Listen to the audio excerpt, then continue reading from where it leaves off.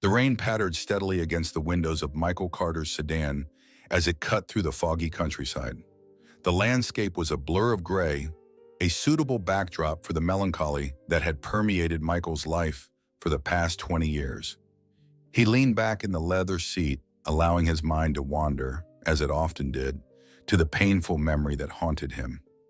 The day his son Lucas had disappeared.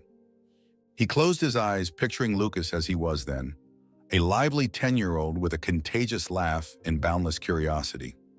Michael had showered him with affection, but in the end, he couldn't protect him.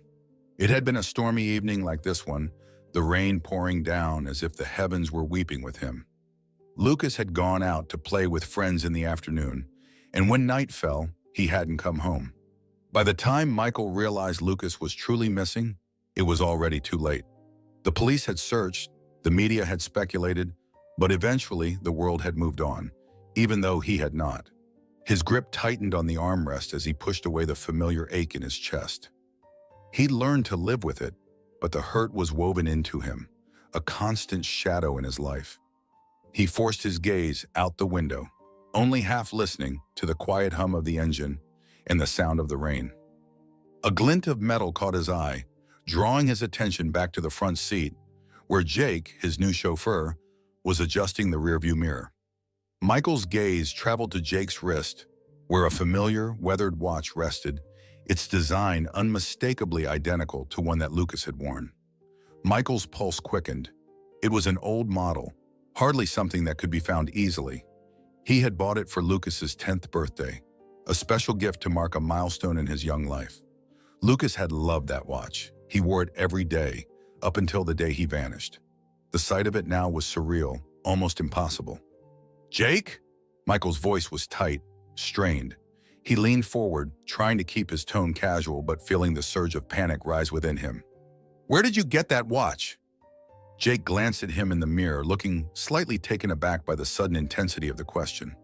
"Oh, this," he said, looking down at his wrist and chuckling as if it were nothing remarkable. "Picked it up at a pawn shop a few towns over. Got it for next to nothing." Michael's heart hammered in his chest, each beat echoing louder than the rain. That watch, identical in every detail to Lucas's, was on the wrist of a stranger, acquired casually at a pawn shop. He leaned forward, his mind racing. "Do you remember the name of the shop?" He struggled to keep his voice steady, a monumental feat with his mind so shaken by the memories that swirled like a storm. Jake's brow furrowed as he thought for a moment. "Yeah, it was called Old Town Pawn. Kind of a rundown place out near Ravenwood. Why?" Michael forced a smile, though his pulse pounded in his throat. "Oh, no reason," he lied, but his mind was already made up. Whatever the consequences, he needed to visit that pawn shop. This was the first glimmer of hope he'd had in years, and even if it was a dead end, he couldn't live with himself if he didn't investigate. The sky darkened as the car changed course. Michael's gaze fixed firmly on the road ahead, every mile drawing him closer to a past he could never fully escape. The rain continued to pour as Jake maneuvered the sedan through the winding streets of Ravenwood, a small town lost to time. They drove down narrow streets lined with empty storefronts and faded signs until the shop's weathered sign, Old Town Pawn, finally came into view. It was a humble, dilapidated place with a creaking wooden door and fogged windows that obscured the interior from view. The rain was relentless, so by the time Michael stepped out of the car, he was already drenched. But he barely noticed the cold water trickling down his face. All he could focus on was the sense of urgency pounding in his chest. Jake had parked the car along the curb, shooting Michael a curious glance as he followed him into the shop. Michael paused just inside the door, his eyes adjusting to the dim, dusty light. The interior smelled musty, and the shelves were cluttered with a bizarre assortment of objects: faded photographs, old books, chipped figurines, and tarnished jewelry, relics from a bygone era. It was a place that held the memories of lives long past, objects discarded and forgotten. A bell jingled as they entered, and an elderly man appeared from behind a counter, squinting at them from behind thick glasses. He wore a faded plaid shirt, and his hands were gnarled with age, his movements slow but deliberate. "Help you, gentlemen?" he asked, his voice gruff but polite. Michael swallowed, trying to steady his voice. Yes, my driver here mentioned he bought a watch from you recently, a vintage one. I was hoping you might remember it. The old man scratched his chin, looking from Michael to Jake with a thoughtful expression. I get all sorts of watches, you know. People bring in everything from broken trinkets to the odd pocket watch. But come to think of it, there was one that stood out, only because it was still working. Michael's heart pounded as he leaned forward. Do you remember who sold it to you? The man's gaze drifted toward the back of the shop, and he nodded slowly. Yeah, some guy came in a few months ago. Said he'd found it in an abandoned house a mile or so out of town. Didn't give me any trouble about the price, just took what I offered and left. Michael felt a chill that had nothing to do with the rain seeping through his coat. The watch had been found, not in some random drawer or antique store, but in an abandoned house. This was no ordinary find. His breath came quicker, and he struggled to maintain his composure. Do you know where this house is? Michael asked, his voice strained. The old man studied him for a long moment, his eyes searching, and then nodded. Sure, I can give you directions. Just a dusty old place down a dirt road, about a mile out of town. Not much left to see there. He took a scrap of paper, scribbling directions with a shaking hand. But you know, he said, handing the paper to Michael, people say that place is haunted. Personally, I think it's just an old house with a lot of memories left behind. But you go at your own risk. Michael took the paper, nodding his thanks. I understand, he replied, the urgency in his voice unmistakable. He barely heard the man's warning as he turned back toward the door, clutching the directions like a lifeline. The rain poured down harder as he and Jake stepped outside. The old man's words echoed in Michael's mind, but he dismissed them. Ghosts didn't scare him. He'd been haunted by his own demons for 20 years. The narrow dirt road was slick with mud, the headlights of Jake's car cutting through the murky twilight. Thick trees crowded close on either side, casting dark, twisting shadows that seemed to stretch toward them, as if trying to hold them back. The journey was silent, both men lost in their own thoughts. For Jake, it was a strange, unsettling excursion into the unknown. For Michael, it was a grim determination, a need to face whatever was waiting for him in that house. The house loomed into view, a dilapidated two-story structure that seemed ready to collapse under the weight of its own secrets. Its windows were boarded up, the paint peeling away in long strips, and ivy snaked its way up the walls, reclaiming the structure for nature. The front yard was overgrown, tall grass swaying in the wind, giving the place an air of decay. Jake parked, casting Michael a wary glance. This place looks like something out of a horror movie, he muttered, his voice tinged with unease. Michael didn't respond. He was too focused, his mind racing with possibilities. What if they found something here? What if this house held the answers he'd been searching for all these years? He opened the car door, stepping into the rain-soaked grass, and made his way toward the front door. It hung slightly ajar, creaking as it swayed in the wind. The inside of the house was dark, smelling of mold and decay. Michael paused in the entryway, taking in the silent, dust-laden atmosphere. Each step he took echoed in the emptiness, every creak of the floorboards magnified by the silence. Jake followed closely, his flashlight cutting through the shadows. They moved cautiously from room to room, finding little more than broken furniture and remnants of a life long abandoned. But then, in what must have been the living room, something caught Michael's eye. A stack of papers, half covered in dust, lay scattered across an old table. He approached it slowly, his pulse quickening as he sifted through the brittle pages. Among them were faded documents, notes, and, his breath caught, a photograph of a young boy around 10 years old. He held it up, his hands trembling as he stared at the face that stared back at him. It was Lucas. A surge of emotions overtook him, memories flooding back in an instant. He could hardly believe it, but there was no mistaking the face in the photo. Lucas had been here. Somehow, after all these years, his son had been here in this house. "Jake," he said, his voice hoarse. "Look at this." Jake leaned over, his eyes widening. "That's him, isn't it?" he whispered. "Your son." Michael nodded, unable to speak. All he could do was stare at the photograph, his mind reeling. The house was no longer just an empty shell. It had been a place where Lucas had once lived or been kept. And if he had been here, then maybe, just maybe, there was still a chance that he was out there somewhere.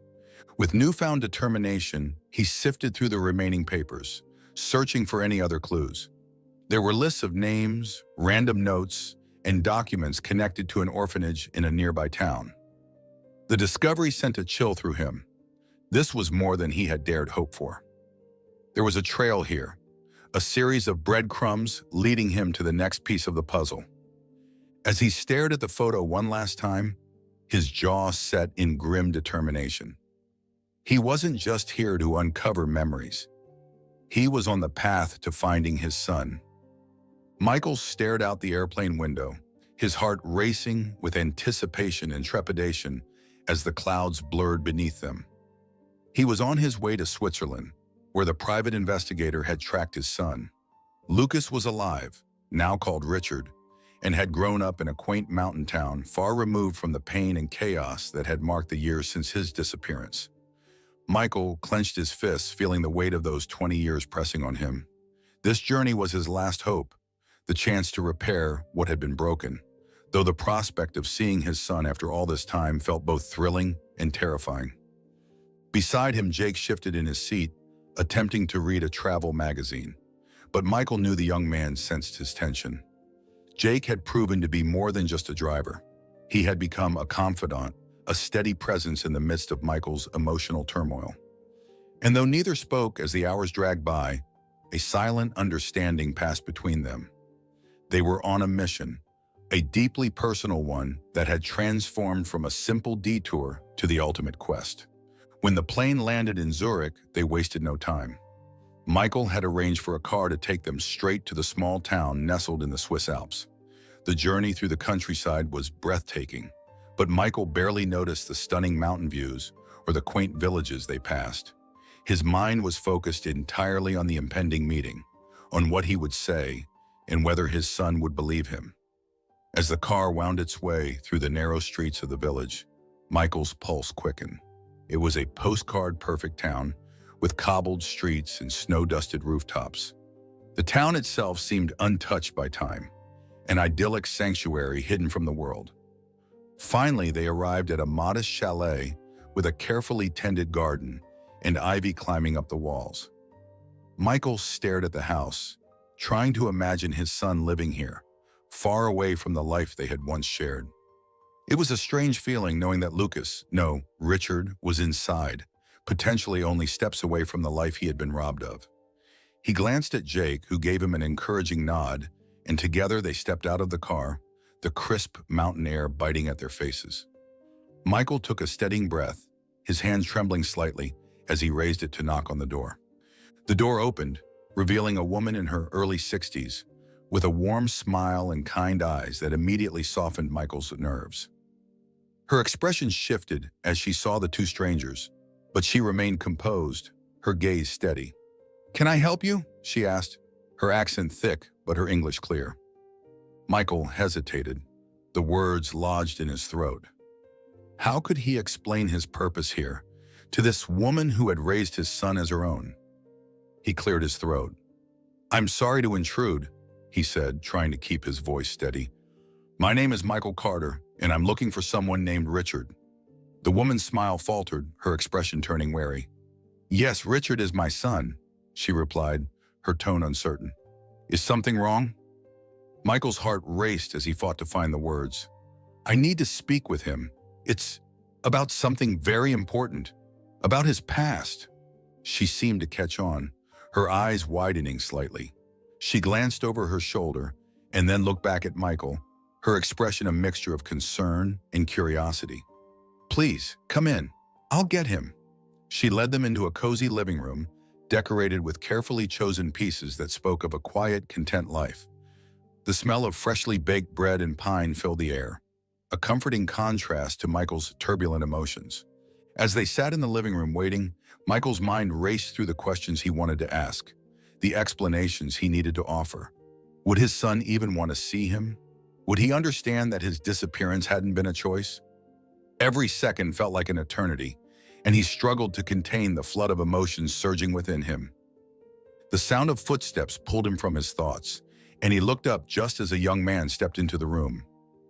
He was tall, with dark hair, and a sharp, thoughtful expression that Michael recognized all too well. His son's features were there, the same eyes, the same curve of his jaw, but he had grown, become a stranger in so many ways. Michael's heart ached as he took in the sight of the young man, so familiar yet so different. "Yes, I'm Richard," the young man said, his voice steady but cautious. His gaze moved between Michael and Jake, confusion and curiosity etched in his eyes. "Who are you?" Michael stood, his throat tight, every word he had rehearsed seeming to abandon him. He took a deep breath, his voice trembling.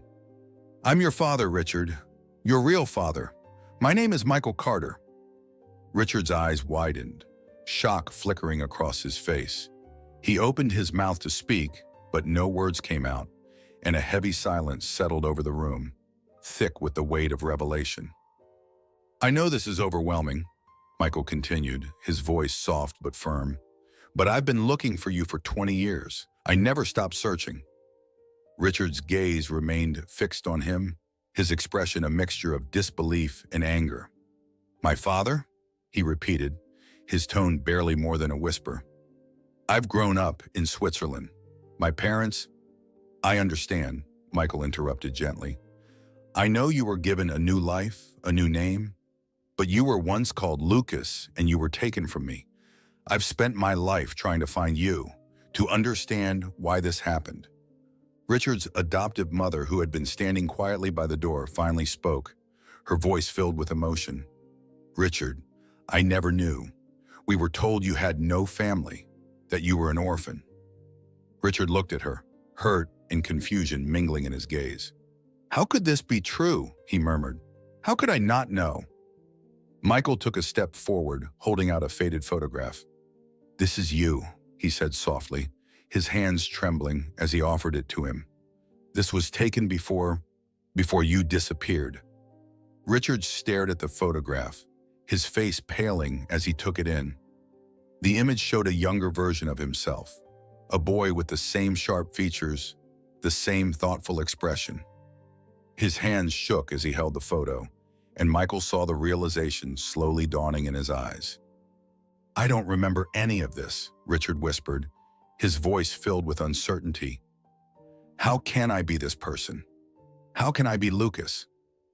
Michael's heart broke at the pain in his son's voice, at the deep confusion and disbelief that marked his expression. "You were very young when it happened," he explained gently. "Traumatic experiences can cause memories to be buried, especially when there's no one to remind you of your past." Richard's adoptive mother placed a comforting hand on his shoulder, her own expression filled with sorrow. "Richard, I never meant to keep anything from you. If I had known—" Richard shook his head, his gaze still fixed on the photograph. The weight of the revelation pressed down on him, and Michael could see him struggling to process the truth, to reconcile the life he knew with the life he had lost. The silence stretched on as Richard sat, his face pale, his hands still clutching the photograph. Finally, he looked up at Michael, his voice low and unsteady. "If this is true, if I am Lucas, then why did this happen? Why was I taken?" Michael's jaw clenched, the pain of those long years welling up within him. "There were people who didn't want us to be together," he said quietly, his voice filled with grief. "People who had their own reasons I'm still trying to understand." Richard studied him for a long moment, his gaze sharp and searching. "I need time to think," he said finally, his voice barely above a whisper. He stood slowly, his expression distant as he left the room, retreating to the solitude of his thoughts. As the door closed behind him, Michael felt a crushing sense of loss and helplessness. He had finally found his son, but the years of separation and the painful truths they had uncovered had left a chasm between them. It was a fragile beginning, and he knew the road ahead would be long and difficult.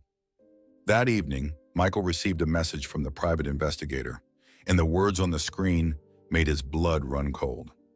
Evidence had surfaced linking Emma, his ex-wife, and Lucas's former stepmother, to the group responsible for Lucas's abduction. The details were still hazy, but it was clear that Emma had played a central role in the conspiracy. Michael sat in shock, his hands shaking as he read the message over and over. Emma, the woman he had once trusted, the woman he had shared his life with, had been involved in the most painful betrayal he could imagine. He felt the familiar surge of anger and disbelief, the sense of betrayal tearing through him. Jake, noticing Michael's distress, placed a hand on his shoulder. "Are you all right, Mr. Carter?" Michael handed him the phone, letting him read the message for himself. Jake's eyes widened, his expression darkening as he read. "Emma, she was involved?" Michael nodded, the anger boiling within him. "I can't believe it," he murmured. "I knew she was distant, but this is something else entirely." Jake clenched his jaw, looking ready to confront Emma himself. "So what now?" he asked, his voice laced with determination. Michael took a deep breath, his mind racing. "We confront her." The day of the trial was suffused with tension, each moment feeling as though it might shatter under the weight of what was about to unfold.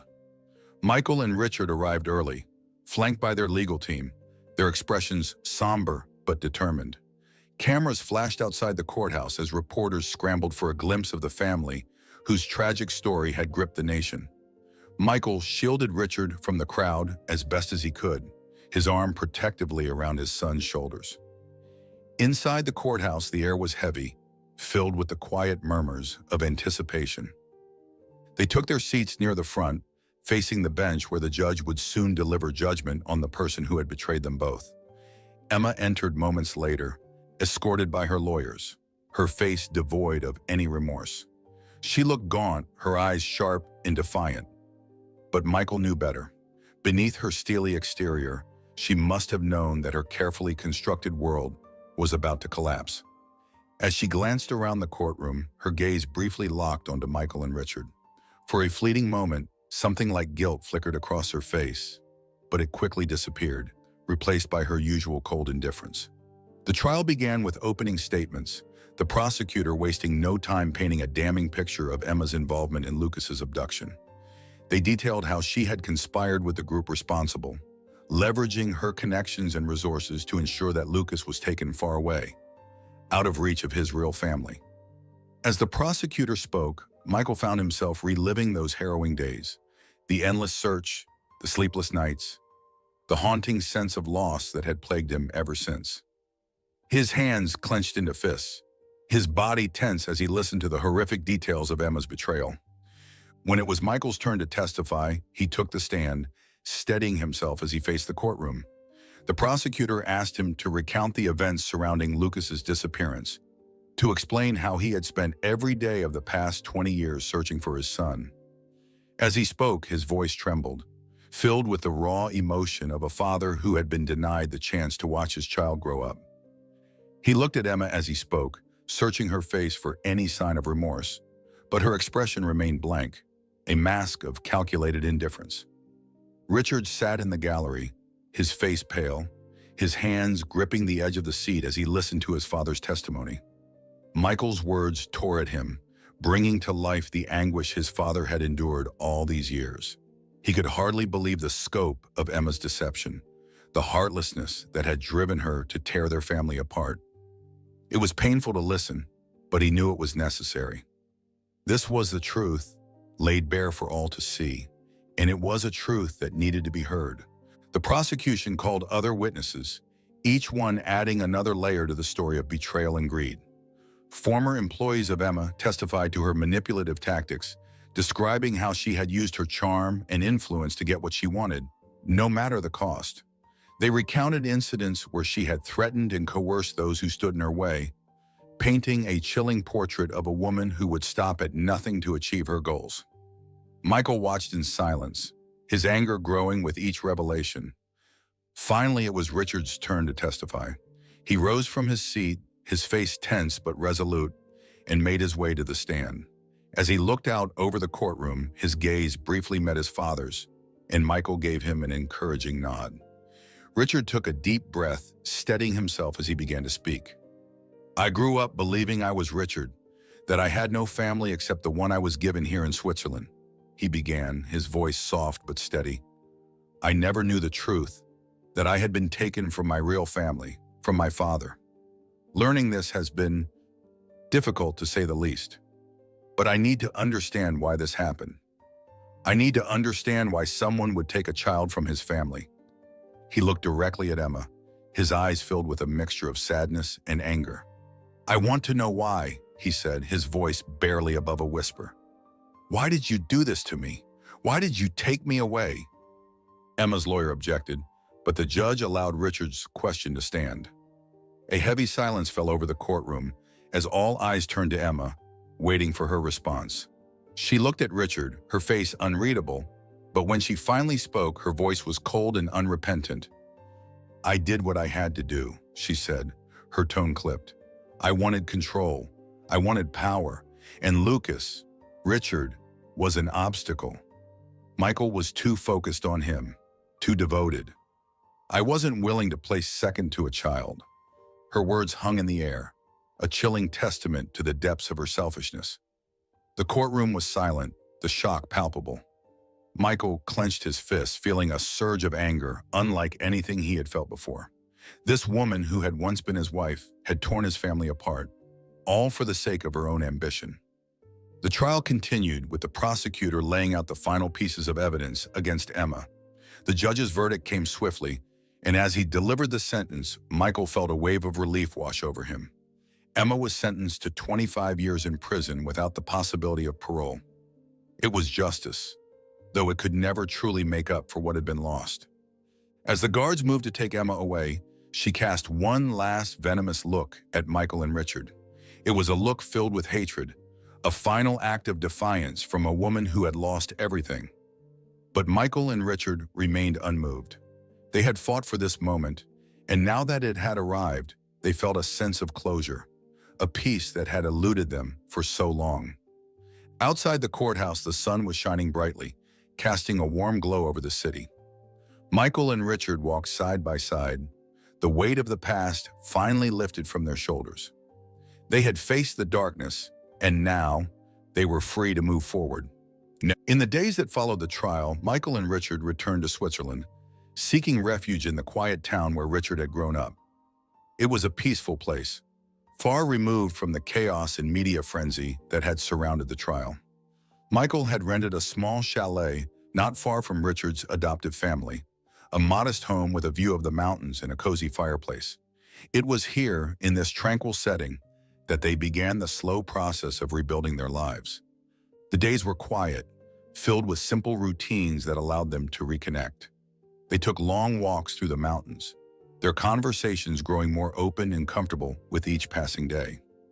Michael had once feared that the years apart had created an unbridgeable distance between them, but now he saw that there was still a bond, a connection that no amount of time or hardship could erase. Richard, too, seemed to find solace in the quiet rhythms of their days. For the first time since learning the truth, he felt a sense of peace, a feeling that he could finally move forward. The anger and confusion that had once clouded his thoughts were beginning to lift, replaced by a new determination. One evening, as they sat on the porch watching the sun dip below the horizon, Richard turned to his father, a thoughtful expression on his face. "Dad," he began, the word feeling strange yet comforting on his tongue. "I've been thinking about what you said, that we need to move forward. I think I'm ready." Michael looked at him, his heart swelling with pride. "I'm glad to hear that, Richard. I know this hasn't been easy, but you've shown so much strength." Richard smiled, a genuine, hopeful smile that Michael hadn't seen in years. "Thanks, Dad. I don't want what happened to me to be the end of the story. I want to turn it into something positive, something that can help others." Michael's eyes softened as he listened, understanding exactly what his son meant. "You want to help others who've been through what you went through, don't you?" Richard nodded, his eyes shining with a determination that reminded Michael so much of the boy he'd lost. Yeah, I do. There are so many kids out there who've been lost, who've been taken from their families just like I was. I want to help them find their way back, to give them the chance I had to rebuild their lives. Michael felt a surge of emotion as he listened, pride and admiration mingling with the bittersweet knowledge of all they had lost. "That's an incredible idea, Richard," he said, his voice thick with emotion. "And I'll support you every step of the way." Richard's face lit up, his determination evident. "I was thinking we could start a foundation, something that focuses on reuniting families and supporting kids who've been through what I went through. We could call it the Lucas Foundation." Michael felt tears prick at the corners of his eyes, but he blinked them away, overwhelmed by his son's strength and compassion. "The Lucas Foundation," he repeated softly, letting the name sink in. "It's perfect, Richard. It's a way to honor who you were and who you've become." Richard nodded, his expression solemn. "I want to turn all of this, everything we've been through, into something positive. I don't want anyone else to have to go through what we did." Michael reached over, placing a comforting hand on his son's shoulder. "I'm with you, Richard. Whatever it takes, we'll do it together." In the weeks that followed, they threw themselves into planning the foundation, each detail a step toward healing, a way to make peace with the past. They reached out to other families, to advocates and organizations, building connections and spreading the word. The Lucas Foundation took shape, a beacon of hope for families torn apart, a promise that no one would have to endure what they had faced alone. As the foundation grew, so did the bond between Michael and Richard. Their shared purpose, their determination to help others, became a bridge, spanning the years of separation and the pain that had once divided them. They were no longer just father and son, they were partners, united by a mission born of suffering but fueled by hope. And as they stood together watching the foundation launch, surrounded by families who shared their story, Michael felt a sense of fulfillment he had never known. The past would always be a part of them, but now they had a future. A future filled with purpose, with hope, and with the unbreakable bond of a family that had, against all odds, found its way back to each other. The Lucas Foundation began as a simple idea, born out of a shared pain and a shared hope between Michael and Richard. At first, it was just the two of them sitting by the fire in the small Swiss chalet, discussing what the foundation could become. They spoke for hours, imagining the lives they might touch, the families they could reunite, and the children they could save from enduring the suffering Richard had faced. With every conversation, their vision grew clearer and their resolve stronger. Michael had resources, connections, and experience in the corporate world, and he poured them all into the foundation. He contacted former colleagues, philanthropic organizations, and government agencies, each call bringing him closer to realizing their vision. Word spread quickly, and soon offers of support began to trickle in. Richard, meanwhile, focused on understanding the complex and sensitive needs of the families they hoped to help. He reached out to psychologists, social workers, and former abductees, listening to their stories and building a foundation that would be both practical and compassionate. In the beginning, the foundation operated out of a modest office in a quiet Swiss village, an unassuming place that belied the depth and ambition of their mission. Michael and Richard spent their days researching missing children cases, contacting families, and reaching out to other advocacy groups. Every morning, they would meet with their small but dedicated team, brainstorming new ways to reach families who had lost hope, new strategies to uncover hidden trafficking networks, and programs that could offer children and their families the support they needed to heal and rebuild their lives. One evening, after a particularly long day of planning, Michael and Richard found themselves alone in the office. The quiet hum of the night surrounded them, the soft glow of their desk lamps casting shadows on the walls. "I never imagined I'd be doing something like this," Michael said, breaking the silence. "It's so different from everything I've known." Richard smiled, a small, understanding smile that spoke of all the changes they had both endured. "I never thought I'd have a father by my side, building something that mattered," he replied. "This is all new to me too." They shared a moment of silence, each reflecting on the journey that had brought them here. For Richard, this work was more than just a career. It was a chance to transform the darkest chapter of his life into something meaningful.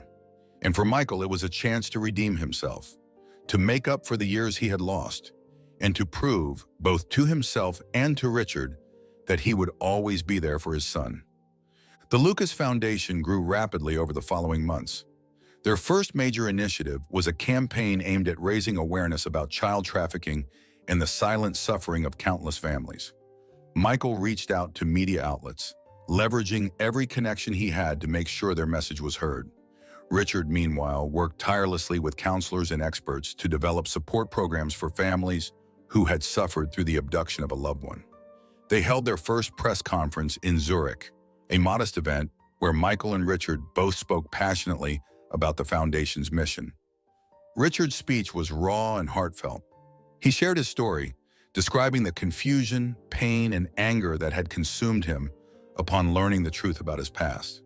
He spoke about the years he had spent wondering why he felt different, why he had always felt a sense of something missing.